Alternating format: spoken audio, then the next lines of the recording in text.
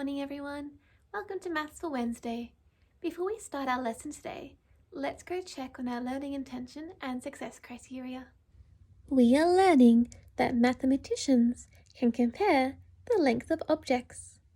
Our success criteria is I can use the words longer and shorter to compare the length of objects. Do you remember what length is? Length is how long or short something is. The length of this quoll is from its nose all the way down to its tail. That's how long it is.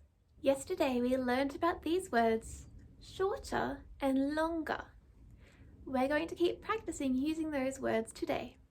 I'm going to use a comb as my tool today to measure if things in my house are shorter or longer than this comb. So I've drawn my comb at the top of my whiteboard. Underneath I've written shorter and longer. I found some new objects in my house to measure. I found a bunny rabbit. I wish it was a real one, but it's a chocolate one, which is still pretty good. I found a banana. I found one of my books and a tube of toothpaste. I wonder which objects are shorter than my comb and which objects will be longer. Let's find out. So here's my comb and here are my other objects. First, let's measure the bunny rabbit. Remember that when we're measuring length, we need to make sure that one end of the chocolate and one end of the comb are at the same point so that we can see how long they are. Let's make sure they're at the same point. That looks pretty good. And it looks like our bunny rabbit is longer than our comb. The comb's length stops here and the bunny rabbit's length keeps going up until here.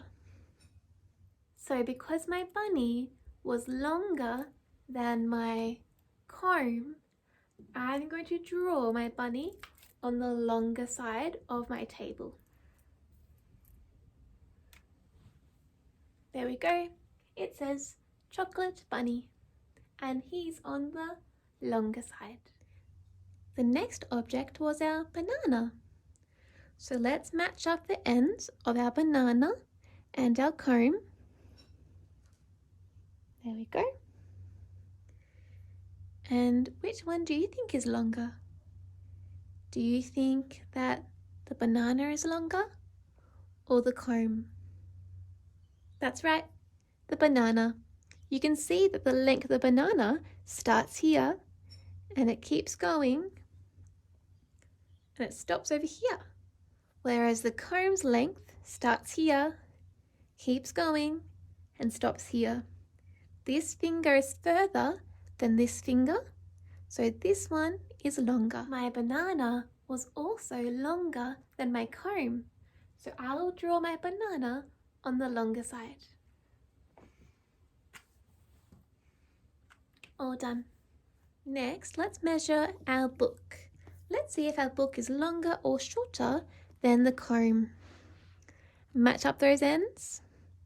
They look pretty good. What do you think? Can you tell already which one's longer and which one's shorter?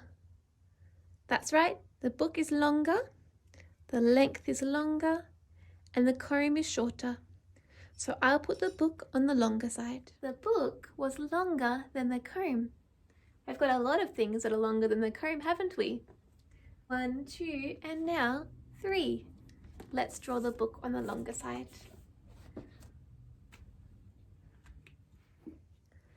Lucky last, we've got our tube of toothpaste. Now these two objects look pretty similar in length. Let's match them up really carefully so we can get an accurate measurement. Okay, it's pretty close. Can you see which one's longer? Can you tell that there's a little bit more length to the comb? It's very small. It's about 1 centimeter. A little bit more. So the comb is a little bit longer than the toothpaste. So therefore, the toothpaste is shorter than the comb. Our tube of toothpaste was just slightly shorter than our comb. So we've got one shorter object. Let's draw it on the shorter side.